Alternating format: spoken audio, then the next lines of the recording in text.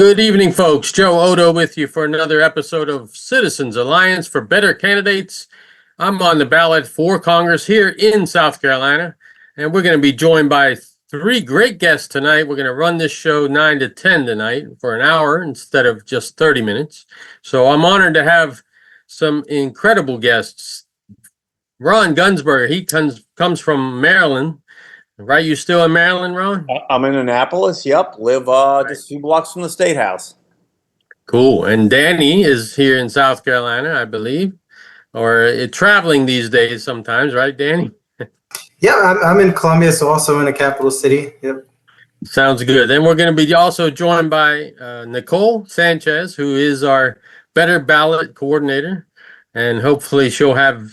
And I'm not sure if she'll have video because she was out of power for a week or so after Helene. But hope things are stabilizing for Nicole up there, and we'll jump her. We're going to start with Ron. And Ron, man, I can tell you this. I was really been using Politics One for years. That has been an incredible site for us. Tell us how you ended up starting something like that.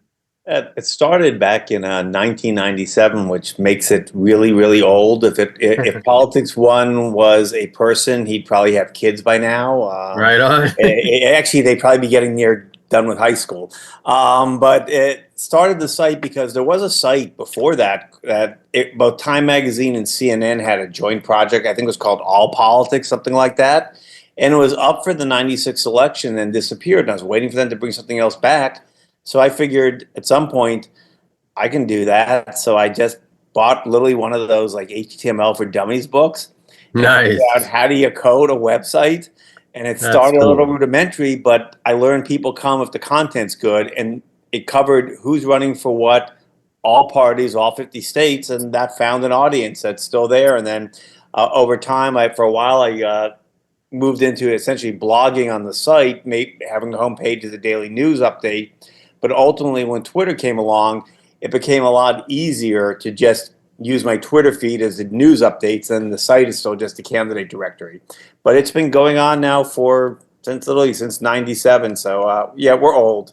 You've done a great job too with it because you've dug so deep, finding people who just even sniff thinking about running for office. You put them on there, man. That was great. Well, you've been on there a lot of times over the years, Joe.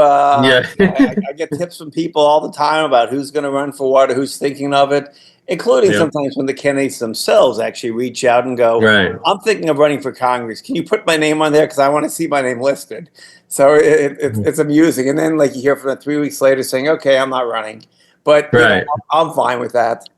Yeah, that was great that you did that. And you may have put Bill Redpath on quite a bit too. I had him on the program last week, so yep, that was a good program. So Bill was, I think, now party national chair, but wasn't he one of the co-founders even? I could be wrong of the party, but yeah. Well, he goes back about 40 years in the Libertarian Party. So yeah, he was national chair, state chair in Virginia, and this year even wrapped up the ballot drives for them nationally. So went to about 5 or 6 states. So really good effort on him, and he's working with Richard Winger on the Ballot Access News too. So that's good to hear. I hadn't heard from Richard in a while, so glad to hear he's still active. Yeah. Yeah, important stuff they do. Now, from there, I know you were in the governor's office in Maryland for a while, which is why you moved from Florida, right? I did. I was with the sheriff's office in Florida, one of the largest in the country. We had 5,400 personnel and $1 billion a year budgets. That's a pretty large office there. Right. And then ultimately with Governor Hogan, someone I've known 35 years or so, he gave me an opportunity to come up here, which I appreciated because after being one of the commanders on scene at the Parkland school shooting and having before that been on the Fort Lauderdale Airport one, I was ready for a change of pace and maybe something not quite as stressful as mass casualty incidents. Came up here, was a senior advisor, and then ended up becoming his director of COVID response. So, wow. And I have no background in public health, but nor did the governor nor several others of us. But we were good at just asking questions and always wanting smarter people than us sitting around the table so we could ask questions and just try to just use common sense. But that was a great challenge. I enjoyed it. And then when the governor termed out, went on and worked in nonprofit and actually of all things. And now I'm actually running for, not this year, but I'm already a candidate for city alderman here in Annapolis in next year's election. Oh, so that's an odd year election? Yep, we have Oh, it's okay. 2025 here in Annapolis for that. Great. Well, thanks for doing that, and thanks for all the service to the republic that we've been needing. And so a new venture for you now, and that's pretty exciting that you know Hogan. He may win the Senate seat. He's doing It, pretty it, well, I'd say. it's a tough competitive race. I mean, he's a great guy.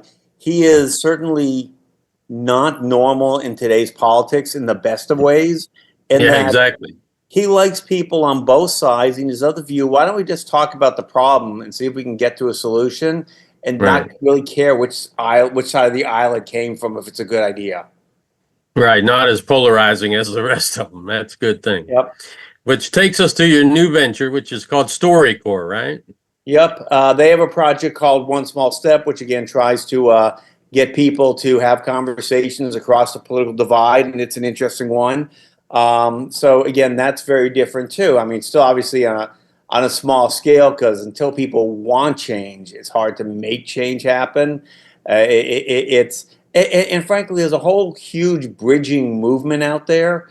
As it's called, bridging is in bringing people together across I would say the divides, plural, because you have Governor Cox in Utah who used his entire National Governors Association chairmanship to promote an organization he created called Disagree Better, a movement Yeah. that basically, again, that whole idea, and it's very similar. And you have braver angels, and you have one group after another. So you really have a lot of very good groups, all working hand in hand. Starts with us. You have Charlie Koch's Stand Together. You have a whole lot of groups that all work on that from left to right across the divide, but that's kind of what it takes.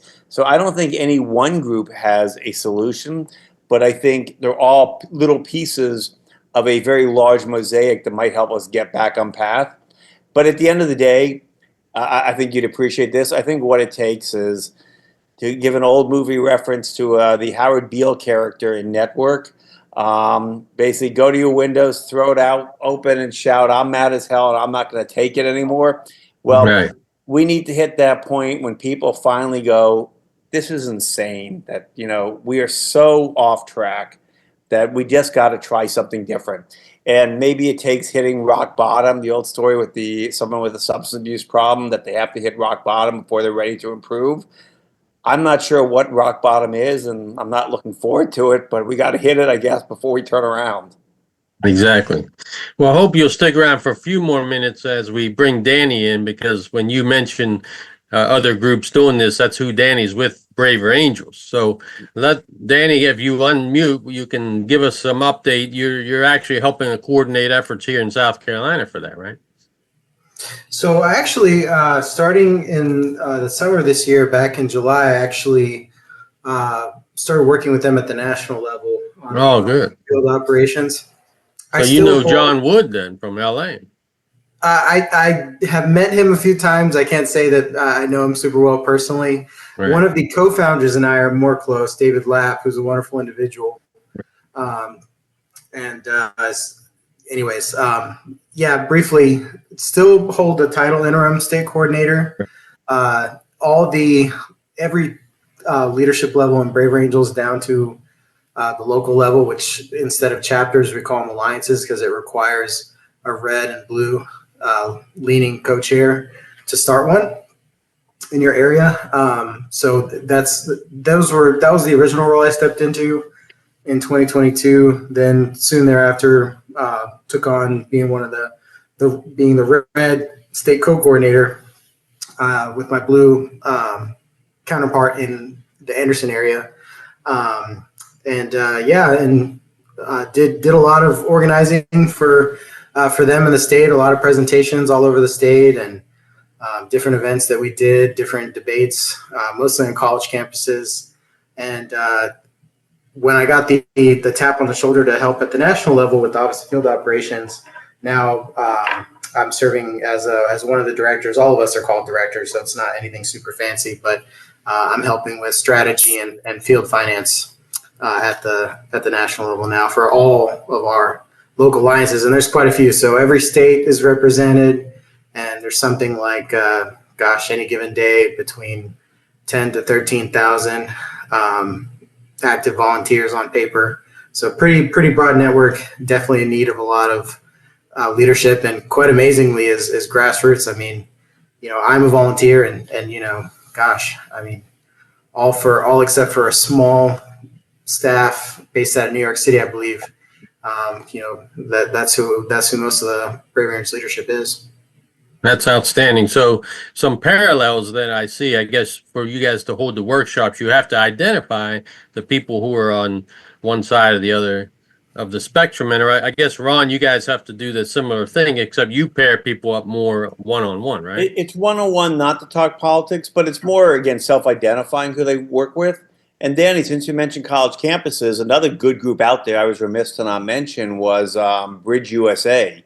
That's on a lot of college campuses, and they do really good work too. So that it really is exactly like Danny said. It's a large network of mostly volunteers is the reality of it. Yeah, exactly. And yeah, the folks from Braver Angels, you meet folks from left to right. But I think the folks who fall into this, any of these groups, are the same folks who, it's a terrible thing to say, but we're the normal people that we can actually have friends with people, Right. whether they're left or right, because we actually can still get along and not let it drive our lives. And you can even if you don't agree with them and they say something, you go, that is so wrong. You're still friends because that's just life and that's what normal people do. So I think we're just trying to get back to normal. Normal doesn't mean we all come together in the middle and become moderates. Normal just means we have healthy disagreements, and ultimately elections decide what party controls. We do things, but we can have these discussions, and that's all it's about. With no matter which group it is, that's all it's about. Yeah, exactly. Even last week, me and Bill were talking, and he and one of the other guys in their Libertarian Party were reading the Green Party platform, and they scored how much they agreed with it, right? And it was like 30 or 40%, both of them at the same. So there are many overlaps that those of us, no matter where we fall on the spectrum, agree with. And that's usually where we ought to be starting with our dialogue and our discourse. I know, Nicole, thanks for joining us tonight. Nicole heads our Better Ballot South Carolina, and you run into a lot of groups like these guys. Tell us some overlap that you've run into with some of these organizations. There are all kinds of overlap. What we, generally speaking, what we agree upon is much more than what we disagree on. And obviously, if you go to like the extreme wings of different parties, you're going to have less agreement. But your average people, there is a lot more agreement than disagreement. I was at Pride Fest on Saturday, and I talked to people at the Libertarian table, and I talked to people at the Democratic table, and we were talking about how one of the candidates has a lot of alignment with both parties. And you don't normally think about libertarians and Democrats having anything in common, but they do. And a lot of people do. We just have a tendency to really focus on those really hot button issues that boil our blood and make us not able to discuss things with our neighbors and with our friends. Exactly. So let's come back to Ron, because Ron, I like what you said about the fact that it's normal people, right? Unmute yourself. Tell us more about that. What you find in your. In fact, the ones I would cite, it's something that More in Common has studied a lot. They put out a lot of documents. You can find it online. And ultimately, the concept is about the exhaustive majority. It's a term some candidates have used also to talk about, but that the vast majority of Americans, depending on when they poll and test it, More in Common, it's somewhere around 80% of the country fall into the exhausted majority. And Manu from Bridge USA, I thought, had a very good branding idea where he said, essentially what we need to do is convert the exhausted majority into the hopeful majority that there is a way forward for all of us. And I do like his framing of that. But it's the majority of the people want something better. But it's the fringes that get all the attention, the ones who go screaming on TV and give the sound bites. And a story I'll tell you, I won't use any of the names to protect the guilty on this, but a friend of mine who actually is a very reasonable, and he comes off as a reasonable member of Congress, and he's a Democrat, and he goes on the national shows quite often, but he's actually one both sides seem to like because he's kind of reasonable. But I was talking to him because he's still fairly liberal in his beliefs, and he was talking to me about some members on the opposite side, on the far right, or at least who appear on the far right. And the one name I'll use, he goes, now Marjorie Taylor Greene, she really is, I'm cleaning up, effing crazy. That really is her. She's like that. But then he mentioned two other ones always viewed as very similar. And he goes, oh, those two? It's a total act. They're really wonderful people, but you put a camera in front of them and they become this public persona everyone expects of them. Now, that can be entertaining, but the downside of that is we're tearing our country apart so people can get extra sound bites on TV. And that's actually, in some ways, I respect the hardcore true believer lunatic because at least they believe in what they're doing. Someone who's tearing our country to pieces on either extreme simply to get more TV coverage or raise more money for their PAC is pretty appalling. Yeah, and it is kind of funny to see them switch positions when it's convenient. And I think you may be referring to one right here in South Carolina, Nancy Mace, who is just where there's a camera, she's going to find it, you know. She was not one of the ones I was talking about, but she has a reputation. And when they first got there, her reputation was she was going to be this nice, reasonable person. Right. And then she became this, at least if you look at staff turnover, this really hard person for anyone even to stay on her staff. I mean, it doesn't approach the level of the one congresswoman from Texas whose staff was so toxic. One of her, I think her press secretary committed suicide on her front lawn. But other than that, she's supposed to be a pretty bad workplace. That's brutal, man.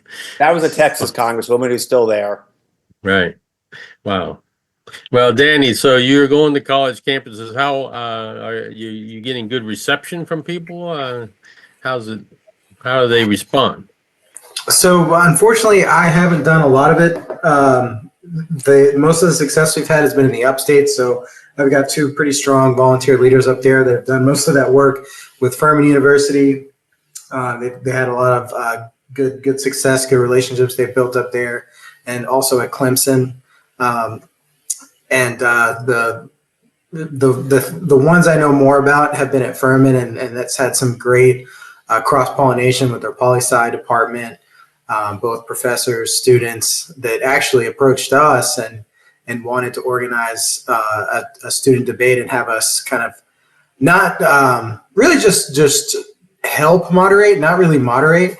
This was all done by students, which was fabulous. Yeah, that's the best way. But they wanted to kind of have us there to help them sort of establish, some guiding principles.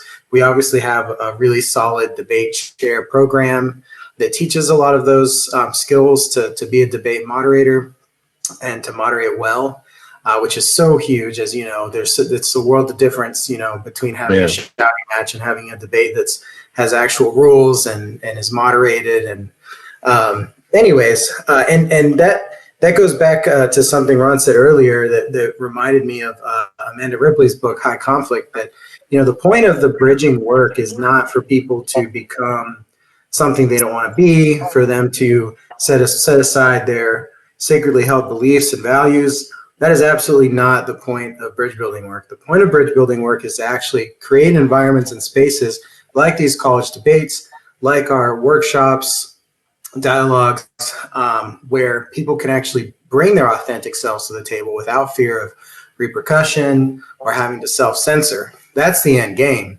And because the point of the work in bridge building is for people to understand one another better. Mutual understanding is the goal, not mutual agreement. We're never going to have. That's a good point. Yeah. That's a pipe dream, and it's just not human nature, right? We all have, different belief systems, often, and learning to Ron's point earlier, interact successfully in the real world with real people with different belief systems is part of being a successful human being, right? Like that's what we want for our children and grandchildren and, nieces, nephews. That's like establishing, Ron used normal, like we're talking about just well-adjusted human beings that contribute to society in a meaningful way. And it's really scary that we've gone from that kind of framing and definition to allowing ourselves and going back to the topic of college campuses, to really degrade where we're okay with things like shout downs and even violence in some cases,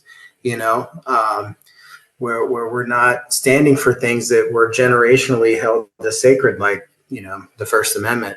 So anyways, I feel like I'm already getting on a little bit of soapbox, but the students, Bridge USA has been a really solid partner with Brave Angels. It's not a direct partnership. They're definitely a separate organization, but we work together very closely. Well, I know, Ron, you got to roll out. If we'll come back to you here and just give us some perspective from inside the governor's office. Did you see the polarization grow, or did you guys find a way to try to bridge it while you were in there? We did. In fact, he did something that was pretty incredible as governor. That ultimately, when he came in, he had a decent but middling approval rating. And then he ended up in his first year, first overcoming, I think it was the biggest blizzard in state history to get the highways reopened in a day. Then he had the Baltimore riots. And then he got diagnosed with cancer. And I think all those things happened in his first something like 100 days in office. Wow. So he just got hit with one thing after another. And he just proved himself to be such a regular guy that people, even if they didn't agree with him, liked the guy.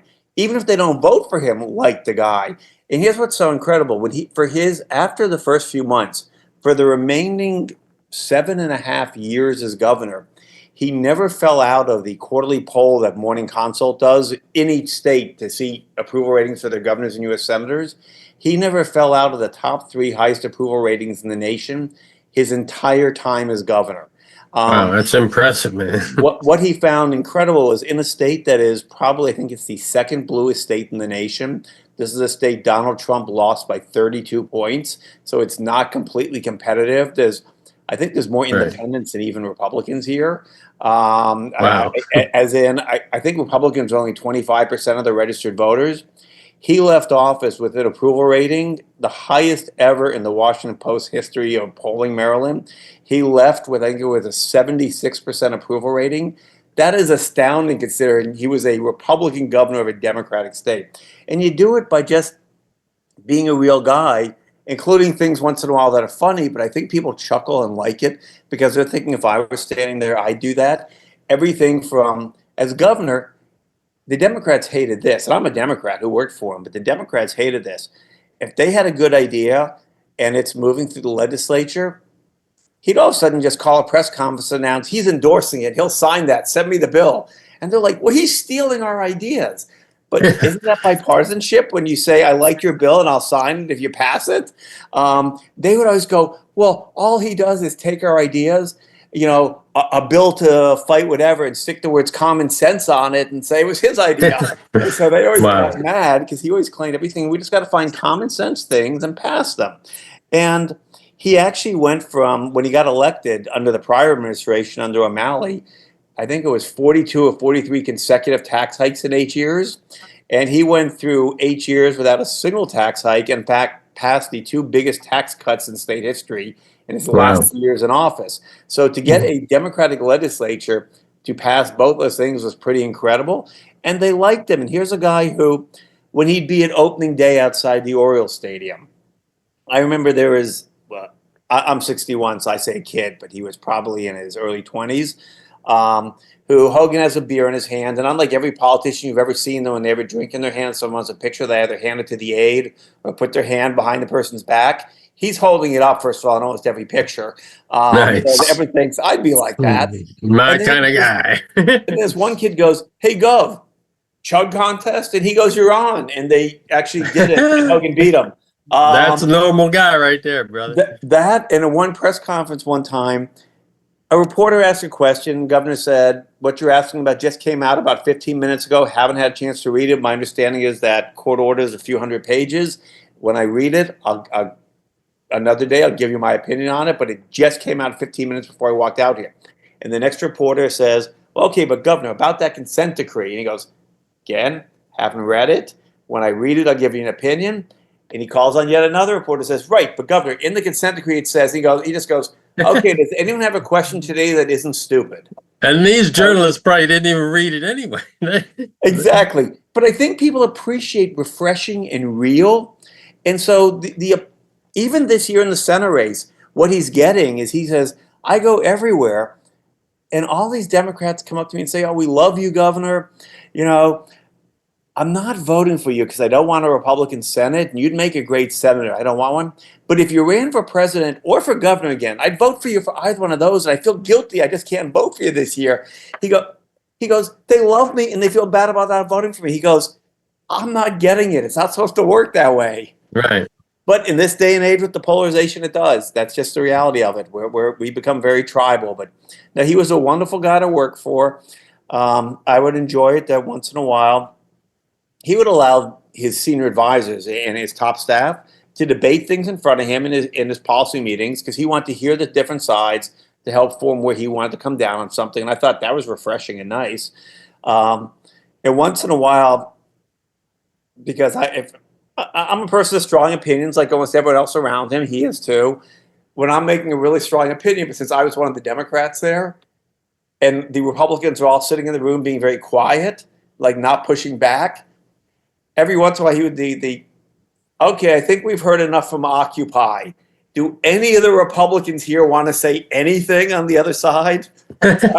You were occupied, huh? Right, well, that was his line, but I appreciate someone with a sense of humor. It helps get you through a lot of tough days in politics. So exactly. That's what I said. And so more that would help from both sides of the aisle. Exactly. And that model where they say, politicians don't lead, when they see a parade, they go out in front of it, though.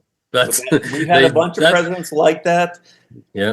Then we had one that I literally went after 8 years. I don't know what the hell happened. And then we have some that you wonder if they could find the parade. So it all depends. Again, to me, I agree with you in the parade because I've used that. Bill Clinton would find where the parade was going and run to the front and claim to be leading it. Exactly. Ronald But it sounds like Hogan's model worked when he would, like you say, he'd steal their thunder and he'd jump in it. But he was legitimately concerned trying to find ideas, and he's a center right guy. Well, as he put it, I'm a Reagan conservative, but somehow that's become called center right now. Right. So the world has shifted on, as he put it, normal Republicans like he liked to see. His line has been sometimes that he represents the Republican wing of the Republican Party or the Reagan wing, but I don't know. It's come off the Reagan moorings. It's in a different direction, but it's kind of funny because it fell back to even take it out of the Trump and all the other framing. It's fallen back to the old Eisenhower Taft division of the Republican Party about whether they want to be an internationalist party that it's our job to lead the free world, or whether an isolationist party that we only get involved when it specifically is a U.S. interest and we're threatened. So it's a very big shift in the party. And for 60, 70 years, the Eisenhower kind of faction controlled the party. And now it looks like it's shifting the other way. So it's interesting. I guess it was always lying out there and wait. Well, Ron, I appreciate the time. I don't know if you haven't much more left, but just tell us, since Nicole's on with us, she leads our ranked choice voting instant runoff team here in South Carolina. Do you guys have any initiatives like that going on in Maryland? We have not yet. Hogan's actually said some nice things about it, that it's actually not a bad idea, but just like South Carolina is a state that Republicans have a pretty good lock on, Maryland is a state where Democrats have a pretty good lock on. Yeah, and you guys have gerrymandering lock too, don't you? In any state that, has anything other than close, the party no one with power, I think this is something the libertarians would tell you, no one with power will ever readily cede it, other than George Exactly. Washington in his farewell address when he resigned his commission. Other than Right. that, it doesn't happen. But Exactly. it's very hard. And in a state where, for example, Maryland, we don't have, like in Florida, where I used to live, you were Florida too. No, you were Virginia, right, Joe? Yeah, I was Virginia. That in Florida, we had citizen initiatives for constitutional amendments on the ballot. Here we don't. They can't come from that. Yeah, we So don't have them here in South Carolina either. there is no way for the people to empower themselves to tell the politicians we've had enough of this on either side. I wish we did have it, but we don't. Yeah. Well, good. Thanks for sharing all that. That's good information. And so, Nicole, you see, we got our work cut out for us. Maryland, another state to target. Get the get rid of gerrymandering and get some ranked choice going on. Well, it's funny. And you know, Hogan sued on the gerrymandering. Had a group sue to block the congressional districts and the state legislative districts. The congressional districts, he essentially prevailed, where the court said this map is bad, and they did draw a better map that everyone could agree with for the congressional seats, because they were going to get rid of the one. At the time, I guess it was one remaining really Republican seat in the state, and to essentially get rid of it. And so that seat still exists, and there's another competitive seat that's still competitive, which can go either way, because he sued and ultimately did well, and they resolved that one. But for the state legislature, the Maryland Supreme Court essentially ruled that you're allowed to use politics and everything else to draw these lines. There's nothing under state law, the state constitution, to prohibit it. So yeah, it's not racial. It's political, and that seems to be okay. even when it's racial, where the federal courts have gone, and some of the arguments are fascinating.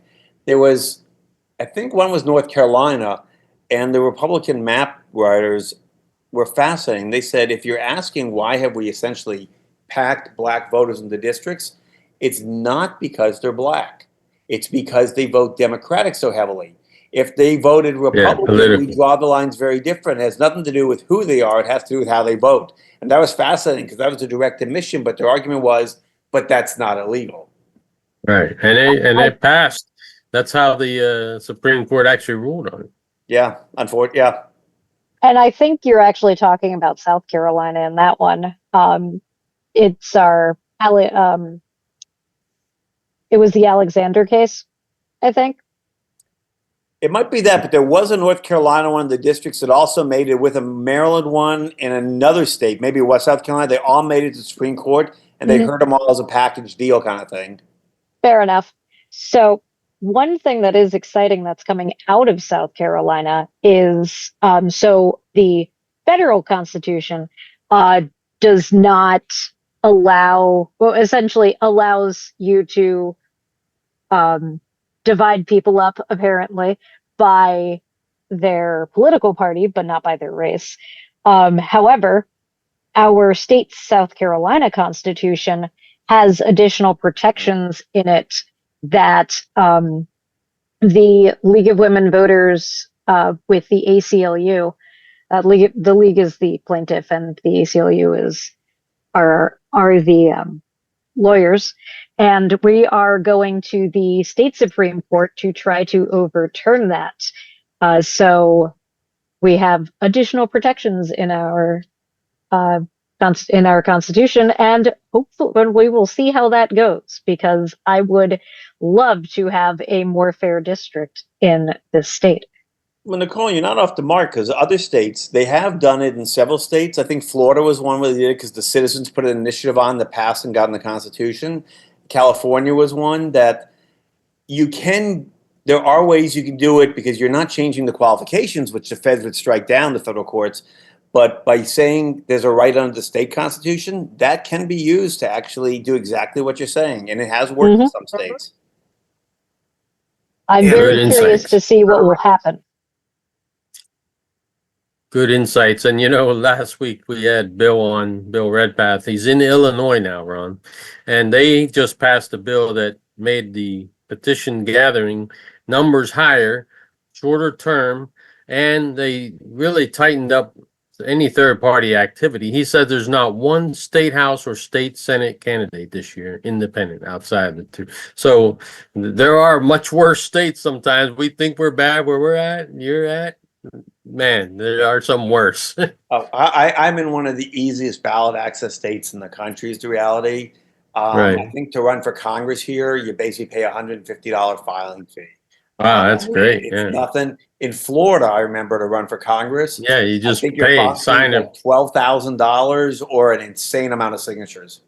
Yeah. Wow. Yeah. Virginia is still statewide. If it's a state, Congress is only 1,000, but statewide is still 10,000 signatures for the whole state. Running for in my old county in Florida, because in Florida law, your filing fee, if it's a partisan office, is 7.5% of the annual salary of the job. Yeah, So yeah, that's that clever how makes they it do that. insane. To run for sheriff of a county, you could have to pay, $10,000 or more. Thanks again, Ron. I don't know if you Nope. got a bolt, but we're gonna carry on our conversation with the polarization kind of thing, and come back to Danny here. And I appreciate it, guys. Thank you very much. Hey, thanks, Ron. It's always meet you, great. Ron. Pleasure. Have a good night, guys. So, Danny, some of the media is part of the problem. I think people in the media aren't exactly looking for solutions, right? Because what sells for them is conflict, and that's one of the hurdles you guys have to run against, isn't it? Run up against. Yeah, so we have a nickname for the pundits and talking heads that thrive on this culture of tribalism, and we call them conflict entrepreneurs. Oh yeah, that's a good one. That's good. I like that. Yeah, and that's really who we have to defund, right? Is Right. really show people there's a better way to engage than that's more productive. And yeah, it hasn't been really direct like challenge, right? Like that I think is not the point. I think what we're doing with regular people and showing people that there's another way, that there can be substantive, communication and meaningful communication in between people with different perspectives at a small group level. Mostly, that's really Braver Angel's secret sauce, right? The workshop or the one-on-one, but also in settings that are town halls or public debate. Whether that's in person or online, we still have many of those available that you can look at our calendar and take part in, no matter who you are. Even to be a speaker and to be an active participant in one of them, there's no special qualifications other than raising your hand, in the time frame that you're willing to be one of the 5-minute speakers or whatever. Yeah, and I will say there are some really great alternative news out there. Ground News has been at the last several Brave Angels conventions providing coverage, and they're fantastic. They do a really great job. I get their daily emails, and they do a really fantastic job. So I'd recommend them. And then there's a friend of Brave Angels who started Trusting News, which is another great organization to highlight real quick, that actually works with editorial staff and actual newspaper staffs, and kind of working with them about how to identify their biases and how they're handling the times we're living in, and to basically step up their journalistic standards to steer away from contributing to the problem. Because is it always like the pundits and stuff? Yes, those guys contribute, but unfortunately, it's also the mainstream media that has contributed a lot to the polarization and the effect of polarization specifically, and also to, in my opinion, things like, I really don't think we would have had multiple assassination attempts on Donald Trump were it not for, I don't know, 6 years now of vilification. The hype. Exactly. Hype, vilification, comparing him to Hitler. I mean, I think any normal person hearing that enough times would, or excuse me, I say normal. Anybody that's already, they have a conspiracy fear. Well, you look at the profiles of these people, like, they're already sort of maybe like mental health challenges going on and, whatever. And then, this is the type of individual they think that they're wanting to cause harm to. And so they attempt to do that. And I just, to me, as much as I'm not a huge Trump persona fan, I think he shoots himself in the foot as often as he opens his mouth, just personality wise, Right. But, is he like the end of democracy and Hitler 2.0? Like, no way. Like, I think that's giving him way too much credit for where we are. We're where we are as a country because of, I feel, decades of poor leadership. And to put that on Trump is, I think, a gross overestimation of his abilities as a leader in person. And Nicole, you saw the Majority Rules film, and the beauty of that was pointing out the fact that people from both sides can get involved and can make things happen. Give us a good little summary of what you like the best about that. I can do that. But before I do, one of the things I would like to bring up is just, so there are a lot of different things that are contributing to the polarization that we currently exist in. Right. And as Danny pointed out, like, the media is not helping. But another thing is the system itself. And by that, I mean our electoral system. And it is one of the requires things, people to be on the extremes, right? yes. So, and it's one of the things that is brought up in Majority Rules. But Right. so our current system, the way that the way it's set up, and this is the way people have a feeling of that this is the way we've always done things, so this is how we should keep doing it. But the system itself pits us against one another. The vast majority of the country is elected using plurality voting, which means whoever gets the most votes wins.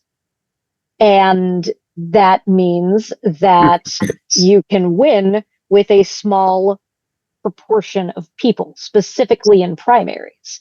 Right.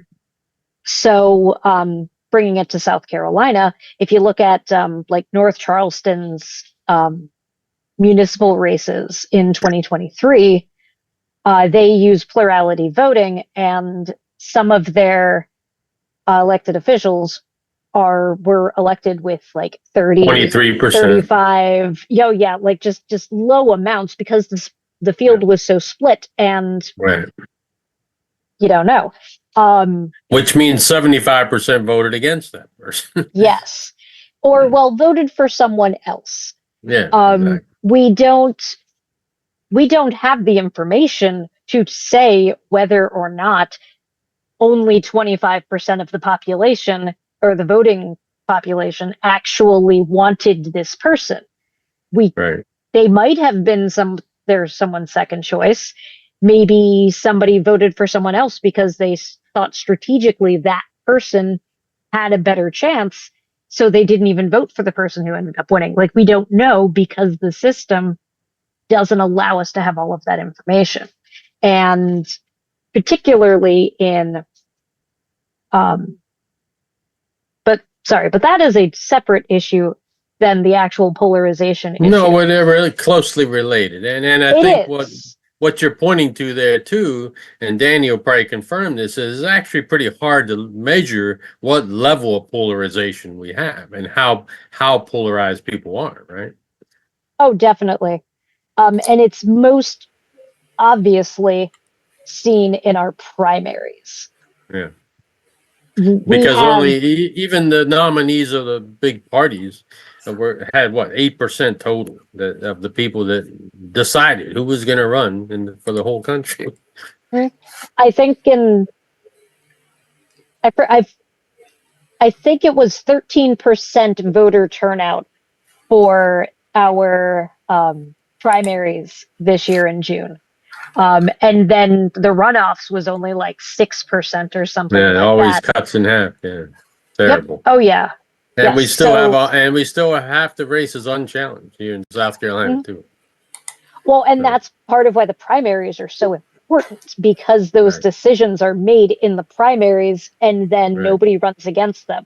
So you have generally speaking, the furthest people on the ends of their spectrums are the ones who are being elected in those primaries, because the most committed to the party voters are the ones who come out, and they push the parties further and further out. We lost 3 female Republican senators, mostly I would argue because of their vote on abortion, and they were all taken out by extreme right candidates. And it was very, very messy. Very messy. The race that was like closest geographically to me was Katrina Shealy's race against Carlisle Kennedy. And yeah, Carlisle. That's right. And yeah, he ran like nasty ads about how she like murders children, and anyone who knows anything about Katrina Shealy knows that she has spent years advocating for family and children's rights. Like, that is her thing. And but we didn't have moderate voters in this election. We had far right voters who in that first primary vote split. There were 3 of them on the right, 4 of them actually, I think, 3 or 4, but they split the vote. And then when they went to the runoff, you again have even less people coming out than that 13%. And the far right people were the ones who really showed up, and she was just decimated in the runoff. And it's just, we're losing our middle.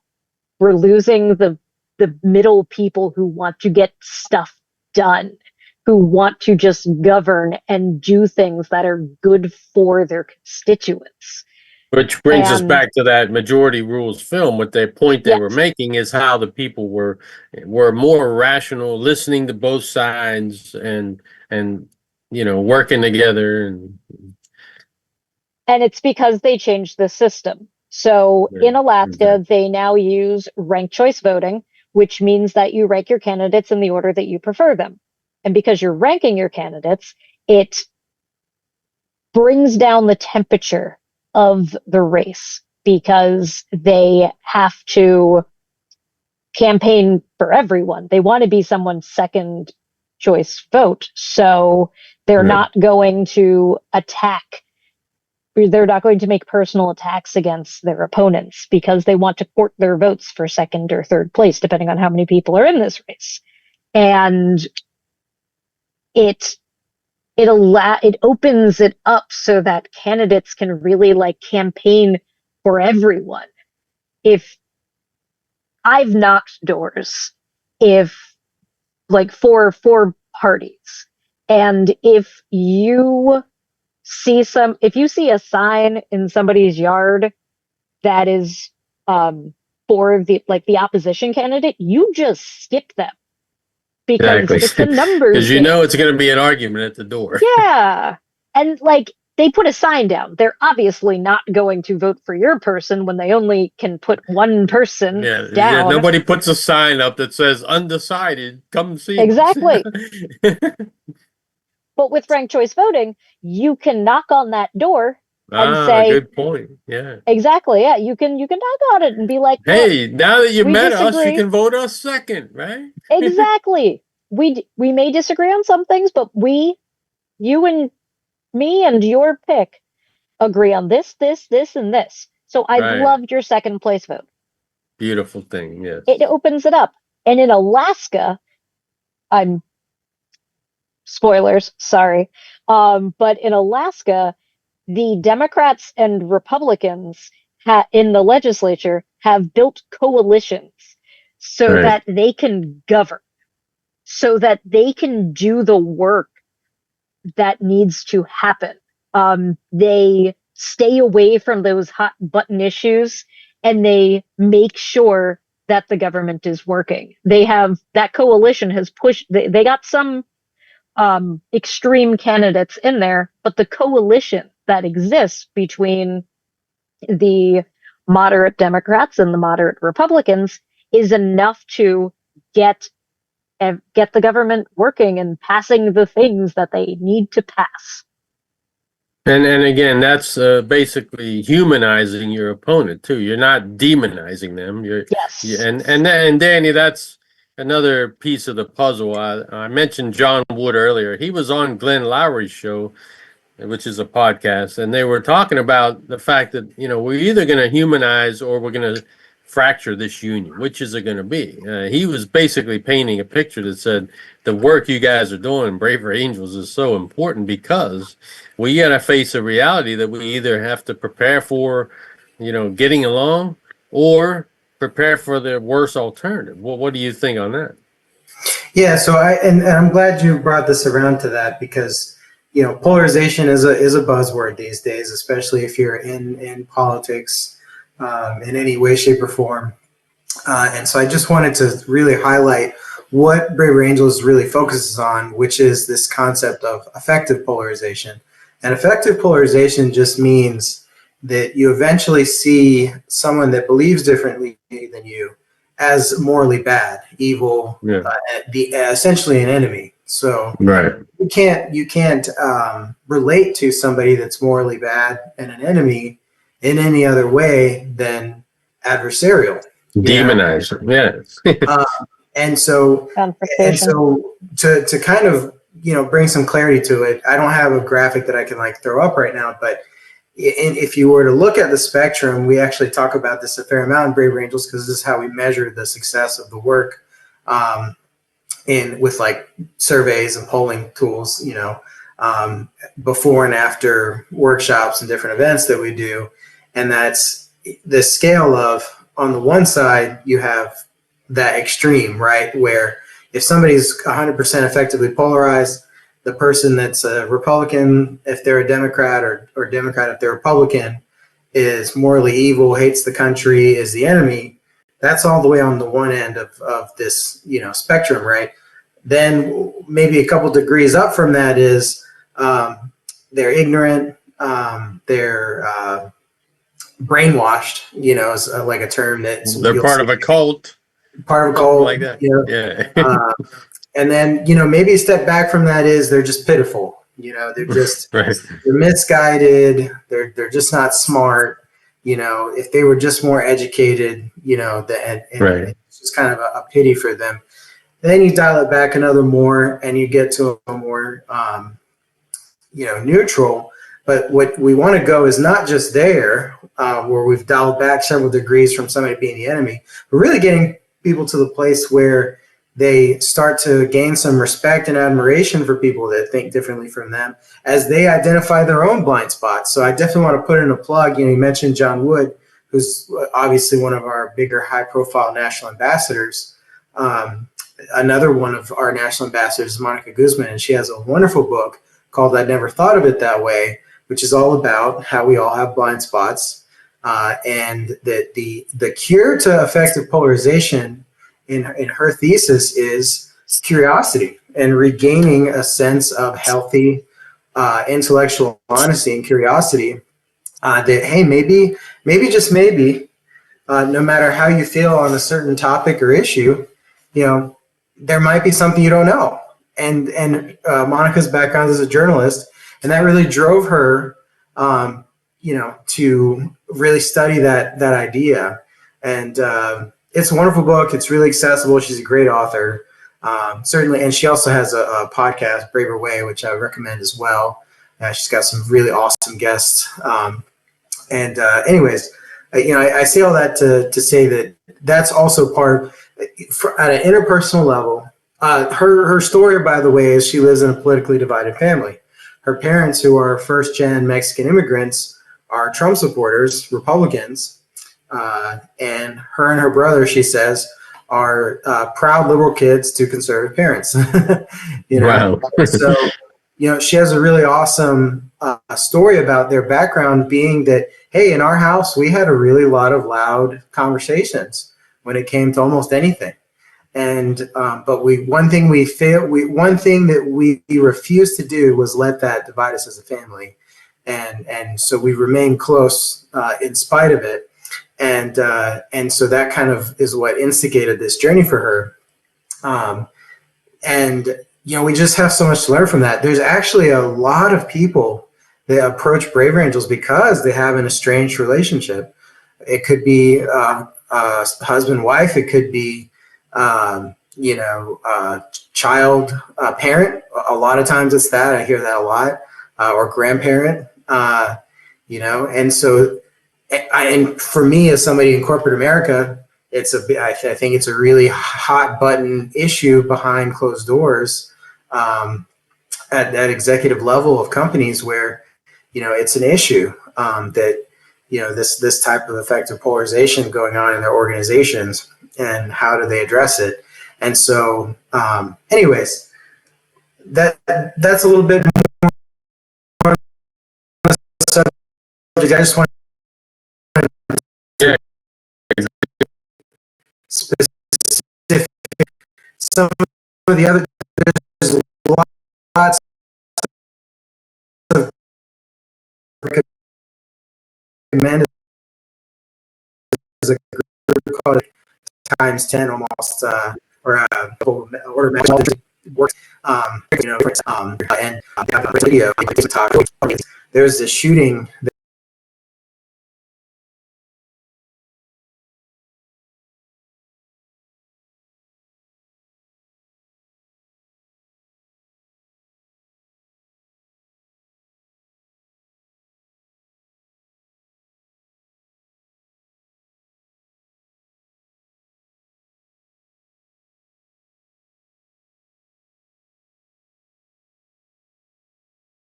that took place at an abortion clinic, and what became of that was the two of the most prominent pro-choice and two of the most prominent pro-life activists in the area decided, instead of this being something that just further fractured the community after this violent, horrible thing had happened, they're like, shame on us. We've actually never spoken to one another one-on-one in 20 years of having. It's a shame it took a shooting for them to realize. Yeah, and so they finally started meeting in secret, and so this documentary basically details the process of them meeting over years. It became, and then kind of like what became of those discussions, and how those relationships developed, and how they decided to move on from that terrible incident to a better future. So definitely recommend that too. But there's a lot of flavors out there, I should say. Exactly. Well, good. We got a couple minutes left, so thanks for summarizing all that. Nicole, we're going to let you have the last couple minutes here. Give us something from the film, or for future reference you're going to be working on. You're even involved in unions, from what I understand. So leave us with something for the last minute and a half here. Well, no pressure.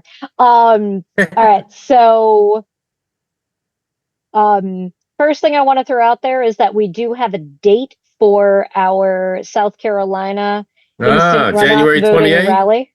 Yes, January 28th. Right. So it'll be rally in the afternoon, and we'll have lobbying before it. We haven't figured out the And exact tell us your time that will start. website, Better Ballot SC. BetterBallotSC.org. All right, Yep. good. All right, that's Please good. visit. It's already on the website. You can RSVP, and that gets you all kinds of updates. And we will once again put together a great slate of speakers. Actually, Danny and Joe have been previous speakers at our rally. we've had presidential candidates, a myriad of people, all in support of instant runoff voting, also known as ranked choice. I hope you'll come. Well, good. Thank you. So this wraps up our show tonight, folks. This is Citizens Alliance for Better Candidates. Joe Odo. My website is bettercandidates.org. Hope if anybody's in my district, we have a 32-year incumbent and needs to move on. So cast a vote for me, even if you can't, then pick me second. Well, eventually, right, Nicole? We're gonna get there. We'll get there. All right. Thanks again, folks. And Danny and Nicole, thanks. Ron, if you're still with us, thanks for joining us. We'll talk to you guys soon. Peace. Thanks for having us. Good night.